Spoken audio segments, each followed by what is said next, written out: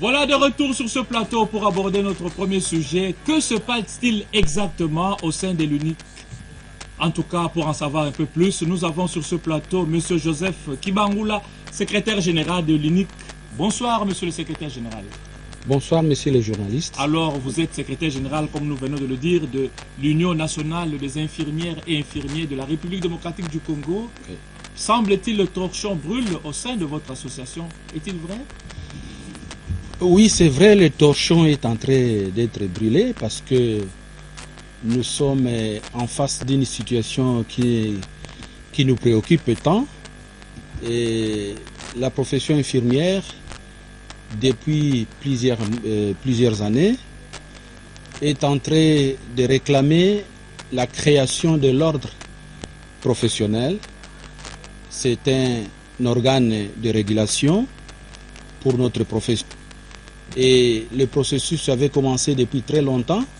Ici, pour vous situer un peu le temps, je vais commencer par l'époque du Haut Conseil de la République et Parlement de transition, les ACRPT, où nous avons eu à défendre ces dossiers au niveau de ces parlements, qui a été... On l'a vers les années 97-98. Exactement, vous avez la bonne mémoire. Et ce dossier a eu le quitus des parlementaires de l'époque. Et il n'est resté que la promulgation par le chef de l'État. Malheureusement, dans le parcours, ce dossier a été bloqué par les gens de mauvaise foi jusqu'à ce qu'il est arrivé sur la table du chef de l'État. Et après analyse de la situation, le chef de l'État avait retourné ces dossiers de l'ordre des infirmiers pour la deuxième lecture au niveau du Parlement. Ça s'est fait et depuis ce temps-là, tout a été complètement bloqué. Nous ne sommes pas lassés, nous avons continué la démarche. Et pour être encore précis, c'est en 2012, lorsque le gouvernement actuel prenait le pouvoir, et nous avons été la première profession au niveau du secteur de la santé à accueillir le ministre actuel. C'était à l'occasion de la journée internationale de l'infirmier, le 12 mai, où le ministre lui-même a pris solennellement l'engagement de défendre ces dossiers et l'acheminer jusqu'au niveau de l'Assemblée nationale pour qu'ils soient examinés et au finish, publier une ordonnance reconnaissant la création de cet ordre-là. 2012 est passé, 2013 c'était la même chose, à la même occasion, le 12 mai, avec notre ministre de la Santé. Vous avez renouvelé le même Nous vœu. avons renouvelé le même vœu et le ministre a renouvelé le même vœu, c'est-à-dire il a montré sa bonne foi de nous soutenir. En 2013, au même mois, le mois de mai, parce que c'est le mois où nous célébrons notre journée internationale, le même ministre est venu encore renforcer sa bonne foi. Et voilà que en 2013, jusqu'en 2014, toutes les promesses données par le ministre de la Santé publique sont révélées vaines. Alors cette année, vous revenez puisque vous avez appris qu'au niveau de l'Assemblée nationale, on est en train d'examiner la loi portant création de l'ordre des chirurgiens dentistes et vous avez saisi l'occasion pour monter au créneau, vous également. Bon, c'est peut-être une bonne ou mauvaise coïncidence parce que... C'est à vous à nous le dire sur ce plateau. Exactement, nous allons vous le dire. Il n'y a pas de secret. Parce que vous savez, ces dossiers, ils datent bien avant même que celui des chirurgiens dentistes. S'il faut regarder le temps que nous avons pris dans cette démarche-là. Et ce qui nous a frappé, l'étonnement ou l'émotion, c'est de constater que le ministre de la Santé, qui au mois d'avril de l'année dernière avait écrit pour transmettre le dossier au secrétariat général du gouvernement, parce que c'est là où il y a la commission qui examine tous les projets de loi qui vont à l'Assemblée nationale. Le ministre a écrit, il nous a réservé copie, et c'est parce que nous avons continué à toujours poser les problèmes. Le Premier ministre a confirmé le dépôt du dossier, du projet dossier ordre des infirmiers auprès du secrétariat général. Bon, ce qui veut dire les deux documents ou les deux lettres du ministre de la Santé et du Premier ministre sont des lettres qui sont là, qui parlent et qui montrent qu'effectivement, il y avait cette bonne voie. Mais malheureusement, dans tout ce que nous faisons comme démarche pour savoir où est-ce que le dossier est bloqué, lorsque nous interrogeons les personnalités, on nous dit tout simplement que le ministre n'arrive pas à défendre le dossier pour l'acheminer vers l'Assemblée nationale. Alors, ce qui nous a étonnés, parce que vous voulez que je parle des autres, je voudrais bien soutenir l'ordre des chirurgiens dentistes. Mais ici, ce qui étonne le monde infirmier, c'est de constater la rapidité avec laquelle le ministre des chirurgiens dentistes est prise en compte et le débat est en cours à l'Assemblée nationale. Un dossier amené par le ministre des tutelles. Par le ministre des tutelles qui est notre ministre, qui est le ministre de tout le monde et non pas le ministre d'une seule catégorie de professionnels. C'est ça notre dérangement moral. Nous trouvons que, en tout cas, même si le ministre a fait ses lettres et a transmis les dossiers, en tout cas, nous avons compris quelque part qu'il n'est pas chaud pour soutenir. Monsieur Joseph Kibangoula, vous venez de dire tout à l'heure, dans cette même émission, que vous aviez senti et vu la bonne foi du ministre pour acheminer le dossier. La bonne foi peut être apparente, elle peut être trompeuse. Au même moment, vous affirmez que il y a eu un peu une sorte de lassitude de la part du ministre. Tout à fait. Quelle est la vraie version? La vraie version est qu'il y a lassitude et il y a la bonne et la mauvaise foi du ministre. Il faut que je le dise. Pourquoi? Vous savez, je me rappelle un jour, nous étions dans une conférence, il y a un juriste, un avocat de renommée, pour ne pas les citer, c'est le maître Wenga, qui nous dira que si une autorité vous répond et qui ne continue pas la suite, c'est un refus poli. Vous comprenez? Et moi, j'ai considéré cette phrase comme l'acte qui est posé par le ministre. Il a écrit, nous avons été contents. C'est depuis le mois d'avril de l'année passée. Vous comprenez? Et s'il faut considérer les dossiers des infirmiers... Vous estimez que le ministre a écrit, vous avez la lettre là... La lettre est là. Pour rien. Pour rien, parce que pour écrire une lettre, attendre la réponse à cette lettre, il faut combien de temps, monsieur le journaliste? Vous êtes intellectuel. Ça veut dire que si j'écris une lettre et que j'ai la foi de soutenir ce que j'ai fait, je dois continuer à suivre. Mais du mois d'avril, aujourd'hui nous sommes en avril, ça fait une année, pour défendre un dossier comme celui-là. Écoutez, mes chers amis, nous, lorsque nous sommes en train de réclamer cet ordre professionnel, ce n'est pas parce que nous voulons avoir un prestige. Justement, une question. Oui. Un ordre d'infirmier, au cas où vous arrivez à voir cet ordre-là, ça va changer quoi exactement dans le travail? Ça va changer énormément de choses. C'est d'abord, je vais prendre votre exemple, vous les journalistes. Non, vous parlez de l'ordre des infirmiers. Oui, mais comme vous aussi, vous êtes un corps professionnel. Parlez d'abord de vous, monsieur. Très bien, je rentre chez moi. Je vais dire que si aujourd'hui l'ordre est obtenu, ça va changer énormément de choses. Pourquoi? Parce que aujourd'hui, nous ne savons pas qui est qui dans notre profession. Qui est formé où et comment dans notre profession. Parce qu'une profession, ce n'est pas un métier comme tous les autres métiers. Une profession est régie par des lois et une profession doit réglementer la façon de pratiquer. Et ici, nous travaillons non pas sur les objets, mais sur les êtres humains. Alors, les êtres humains sur qui nous travaillons, nous posons des actes. Même si vous pensez que l'acte d'injecter un malade n'est pas un acte considérable, mais c'est un acte qui a tout son pesant d'or. C'est un acte qui peut vous amener à la justice. Vous comprenez? Et nous voulons protéger le public parce qu'il y a des charlatans dans la profession. Justement, cette floraison de désordre dans votre secteur, ça ne va pas entraîner du désordre? Non. C'est un ordre. Par ordre, entendez déjà que nous voulons mettre des principes, des règles, des normes. Et nous ne sommes pas les seuls à chercher à avoir un ordre.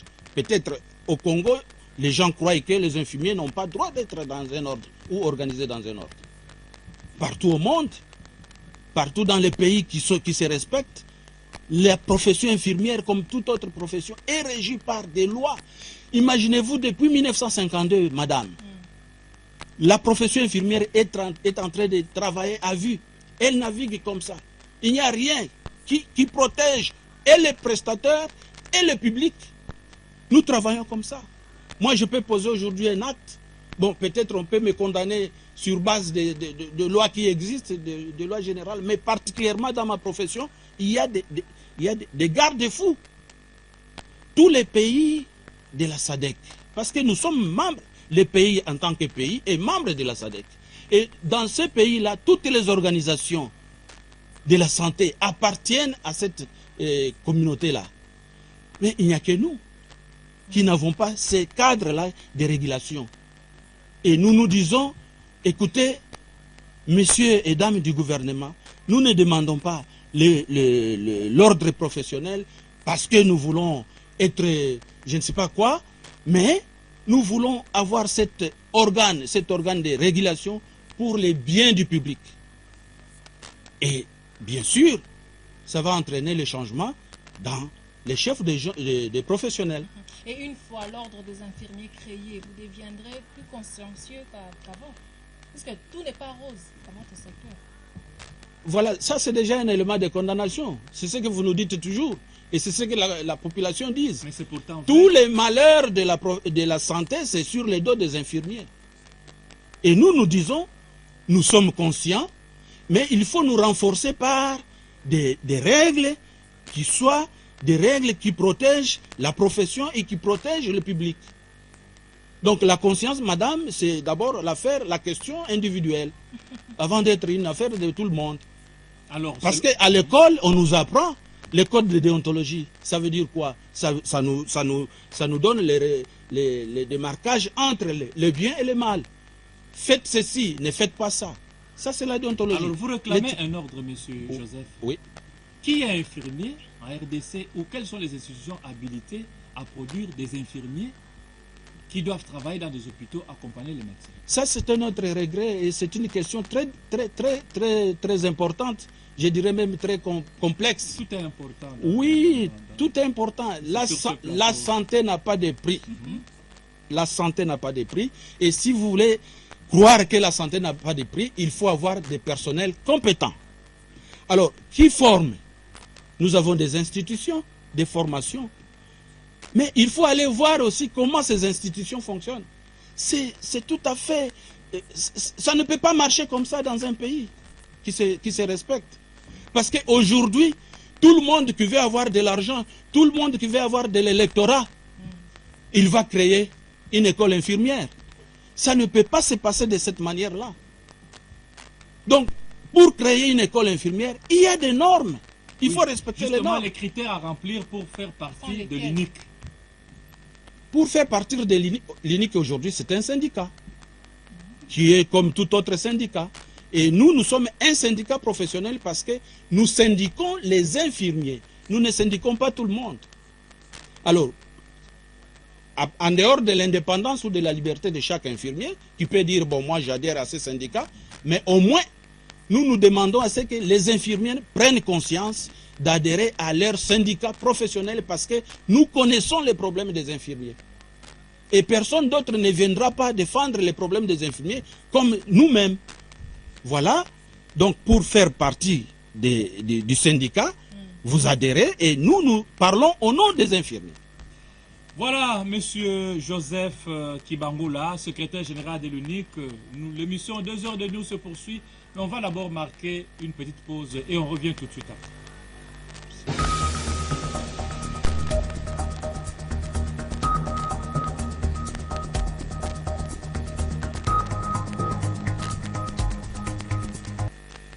Voilà, encore une fois sur ce plateau, 2 heures de news qui se poursuit. Monsieur Joseph Kibangula, secrétaire général de l'UNIC.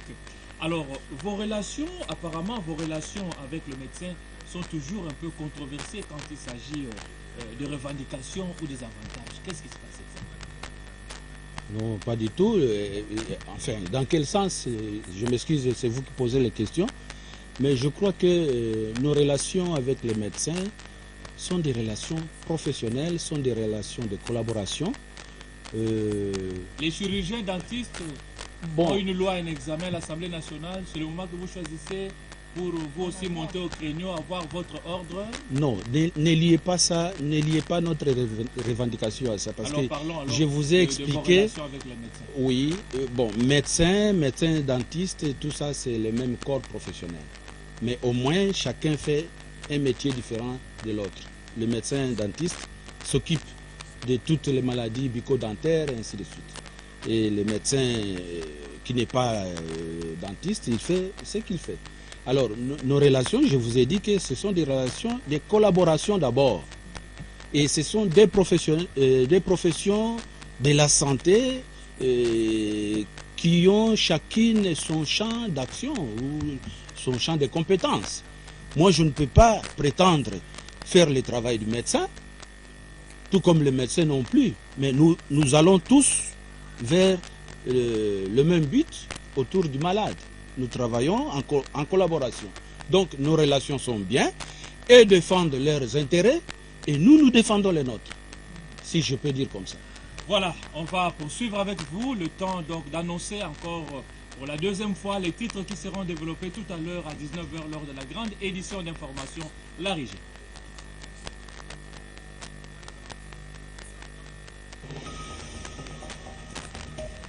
Le ministre des Affaires étrangères était ce jeudi à l'Assemblée nationale. Raymond Tchibanda est allé expliquer aux députés nationaux la situation des Congolais qui sont victimes des actes xénophobes en Afrique du Sud.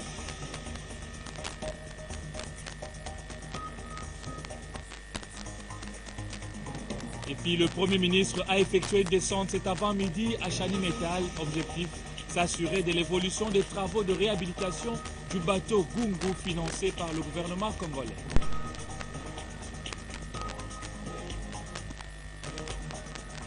Enfin, célébration ce 23 avril de la journée mondiale du livre et des droits d'auteur. Vous suivrez dans le journal comment cette journée a été célébrée ici à Kinshasa, plus précisément à la Bibliothèque nationale du Congo. Voilà, rendez-vous tout à l'heure à 19h, Monsieur Joseph. Si les médecins obtiennent de crédits véhicules, vous aussi, vous voulez en avoir. C'est pour dire quoi? Que vous avez le même statut ou comment? Qui vous a dit ça? Qui vous a dit que nous réclamons des voitures? À suivre de près vos revendications. Non, en tout non. cas, Nous ne réclamons pas des Vous voitures. voulez à peu près copier ce que les médecins veulent aussi. Évitez-nous, pardon, cette suspicion, entre guillemets. Nous ne réclamons pas de voitures. Vous savez, c'est peut-être une question. Oui, mais Oui. généralement, quand le médecin je pense va que- en grève, il revendique quelque chose. Je pense que- Après le médecin, il faut s'attendre que les infirmiers je eux pense, aussi entament le même. je pense que votre En tout cas, question, généralement, elle est provocatrice. Je ne Oui, dans le sens que ça me renvoie à vous donner un peu de l'histoire. Même dans les Si régimes... vous devez me répondre même en recourant à l'histoire, tant mieux. Ok, même dans les régimes de Mobutu, les infirmiers n'ont jamais eu de privilèges. Jamais. Mais il est vrai que nos collaborateurs, il y en a ceux qui ont eu des privilèges sur le dos des infirmiers. Ça, je le confirme. Parce que je ne suis pas l'infirmier d'hier. Sur les deux des infirmiers, Sur le dos des infirmiers dans le C'est-à-dire, sens... oui. Parce que pendant la Deuxième République, nous étions tous mis dans une même casserole. même statut. Même statut professionnel, non, parce que médecin, oui, infirmier, oui, mais nous étions tous considérés comme des agents de l'État, de l'administration publique, des professionnels de la santé. Je me rappelle, en 1977, c'est peut-être ça, je peux appeler ça comme ça, les médecins congolais, zaïrois, ont eu des voitures VW. Moi, j'étais déjà infirmier. Mais Vous là où n'en je travaillais, avez il y a... pas eu. Je n'en ai pas eu. Mais vous avez réclamé. Je n'ai pas réclamé, mais Mais ça vous a fait mal au ceux-là cœur, qui ont quand même. demandé les Ça vous a véhicules, quand même choqué. oui, tout à fait. Vous Parce vouliez que qu'on pousse, vous- je n'ai pas, vous les je n'ai donnez pas, également. je n'ai pas compris comment on parle des professionnels de la santé et on ne donne pas le véhicule à tout le monde, mais on donne les véhicules à des personnes bien sélectionnées. Voilà le sens de ma question. monsieur. Non, je viens. Et il faut savoir aussi que La manière dont nous travaillons là, infirmier, médecin, ça c'est un mariage traditionnel. Au point Ok. que l'on peut confondre un peu le statut. Hein. On ne peut pas confondre les statuts. Si on confond les statuts, c'est quelqu'un qui ne comprend pas. Parce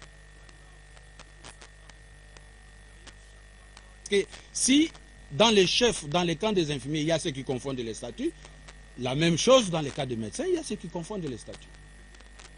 Parce que Responsabilité les deux, je vous dis que c'est un mariage, les deux côtés, enfin des deux côtés, il y a des complexes, soit de supériorité, soit d'infériorité. Mais écoutez mes amis, moi je suis fier d'être infirmier. Et je ne suis pas cet infirmier-là que les gens doivent considérer comme quelqu'un qui n'a pas un bagage intellectuel. Je développe les compétences dans mon champ d'action. Les médecins, autant. Mais évitez-moi de parler de médecins parce que je ne suis pas autorisé. Écoutez, je vais terminer. Si aujourd'hui on distribue des voitures aux médecins, ça c'est leur organisation. En tout cas, nous n'envions rien de tout ce qui s'est fait là-bas. Parce que même si vous rentrez... Vous allez quand même vouloir qu'on tienne aussi compte de vous, même pas en termes de voitures, mais que l'État arrive à organiser quelque chose, une faveur pour les infirmiers. Oui, pourquoi pas? Parce que nous rendons des services loyaux dans ces pays. Vous êtes non loin de médecins. Pourquoi pas? Nous ne sommes pas loin des médecins. Nous sommes ensemble avec les médecins. C'est ça, non loin. Donc. Non, non, je ne vais pas accepter ça. Nous sommes ensemble avec les médecins. Même dans les rémunérations ici, il y a une discrimination exagérée. Non, vous pensez que l'infirmier s'est limité seulement au niveau des diplômes secondaires? On ne l'a pas dit, on l'a pas dit. Alors, non, c'est ça la considération. Alors Stella, alors Joseph Kibangoula, si jamais vous ne tenez pas cet ordre qu'est-ce que vous allez faire? Bon, ça c'est une question importante. Je crois que, si je peux être franc, notre gouvernement n'a jamais entendu le langage de dialogue. Nous avons des stratégies que je ne veux pas étaler ici. Mais cette fois-ci, nous sommes déterminés. Et nous avons la couverture constitutionnelle. Ordre des infirmiers ou rien, cette fois-ci. Cette fois-ci, il faut que les gouvernants prennent conscience que la profession infirmière en République démocratique du Congo ne doit pas continuer à poser des actes illégaux. D'ailleurs, je me demande pourquoi les procureurs de la République ne nous arrêtent pas tous. Ah bon? Ah oui? Parce que nous posons des actes illégalement. Vous savez, même un petit acte là, sur le corps humain, vous avez suivi ce qui s'est passé à l'hôpital du Cinquantenaire. Un petit acte de rien du tout a entraîné la mort d'homme. Et vous voulez que nous puissions continuer dans cet élan-là de considérer que non, nous sommes des infirmiers, nous n'avons pas le droit d'être organisés dans un ordre professionnel. Non, c'est dépassé. Et en dehors de l'ordre des infirmiers, vous avez encore beaucoup d'autres revendications antérieuses. Beaucoup de revendications, madame. Merci de la question.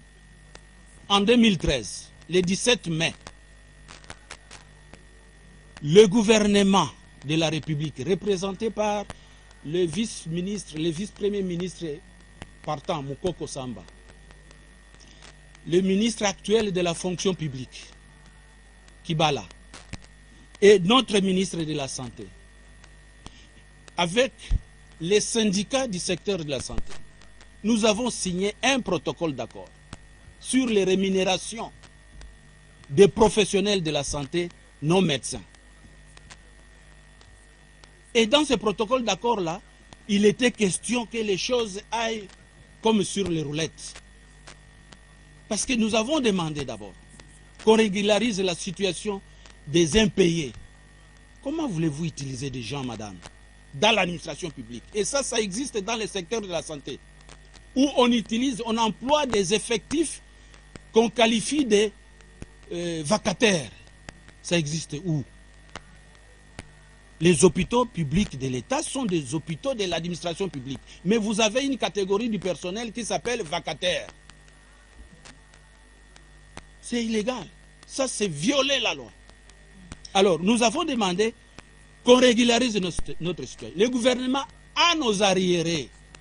Parce que quand vous regardez les amis qui sont dans les provinces, qui ne sont pas payés, et quand on était dans les systèmes manuels et qui continuent jusqu'à présent dans certains milieux, les infirmiers ne touchent pas leur salaire.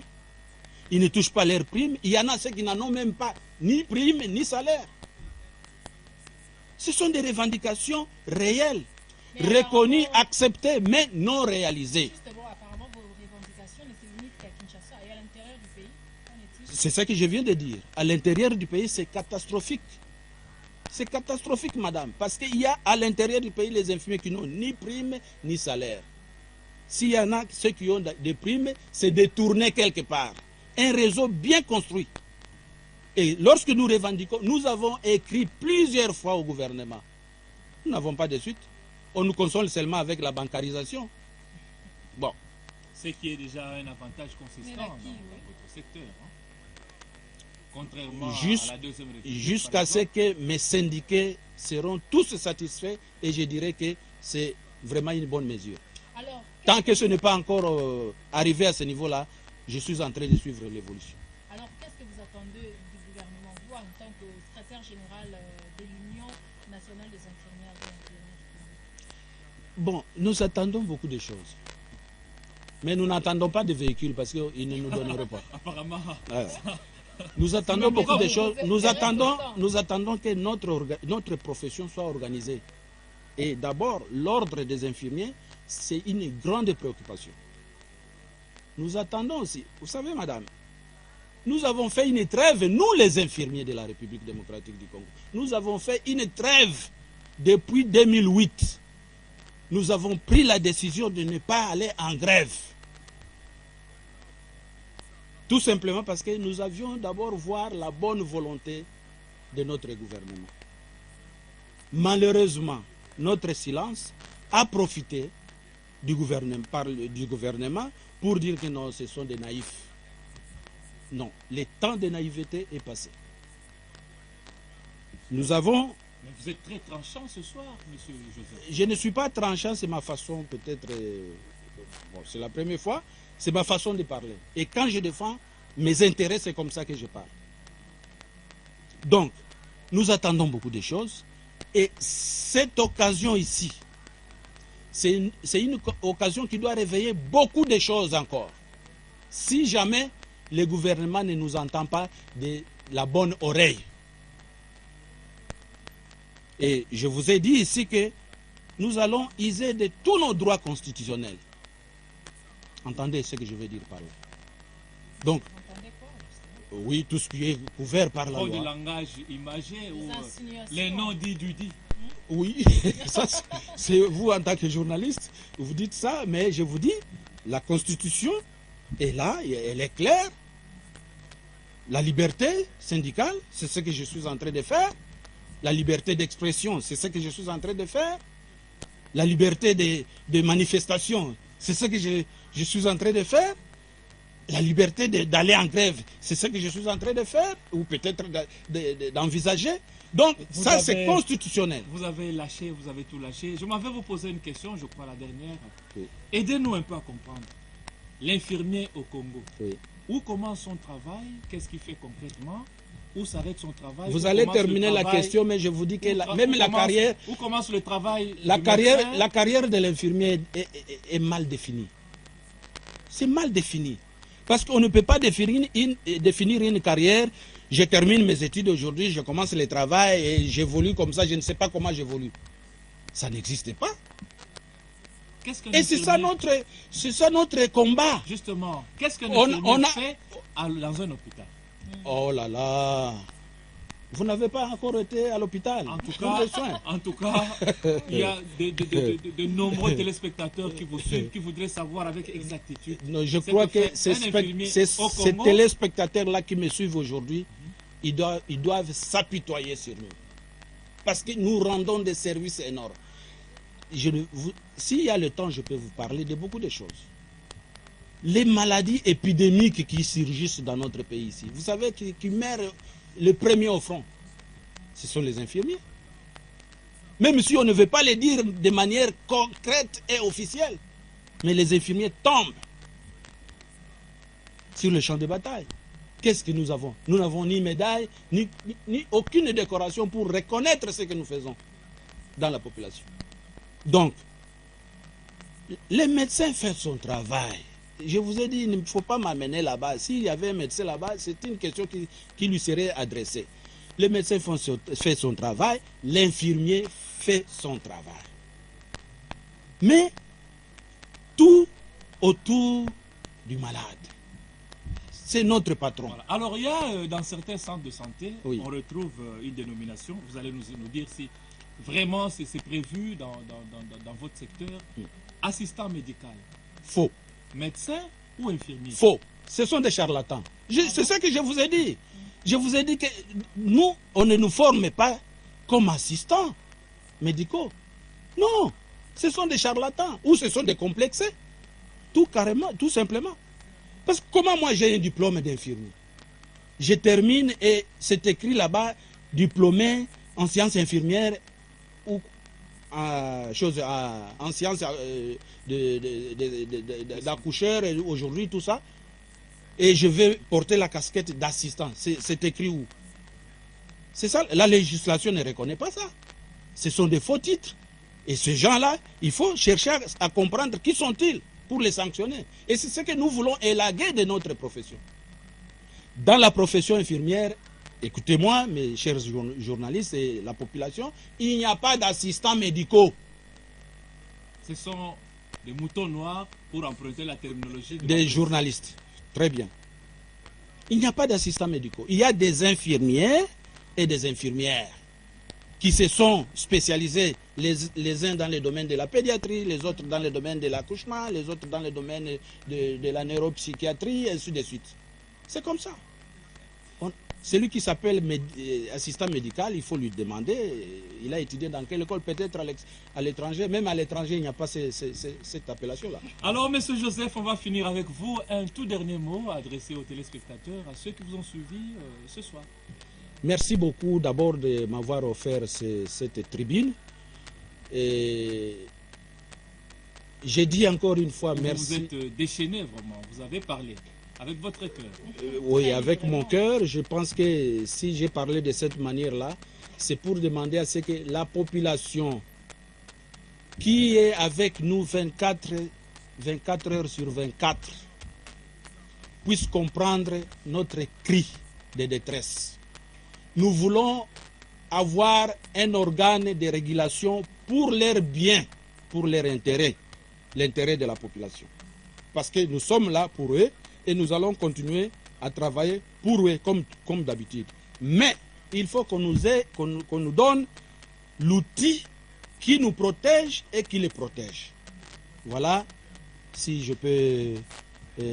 Merci beaucoup, Monsieur Joseph Kibangoula, secrétaire général de l'UNIC. Il était notre invité dans 2 heures de news. 2 heures de news, dont la première partie est arrivée presque à la fin. Presque à Stella Abaya, évidemment, ma complice de tout le temps. Jacques Moulouba, il faut le dire, de cette occasion pour dire un grand merci à nos fidèles téléspectateurs qui nous ont suivis avec attention, soutenus d'ailleurs comme d'habitude. Madame, messieurs, ne zappez pas parce que tout à l'heure, dans une poignée de minutes, vous aurez droit à la grande édition du journal télévisé qui vous sera présenté par Patrick Pezozanetti. D'ici là, ne zappez pas. Alors nous, c'est-à-dire Stella Abaya et moi, vous disons merci et nous allons vous retrouver demain pour la même tranche. On marque la virgule.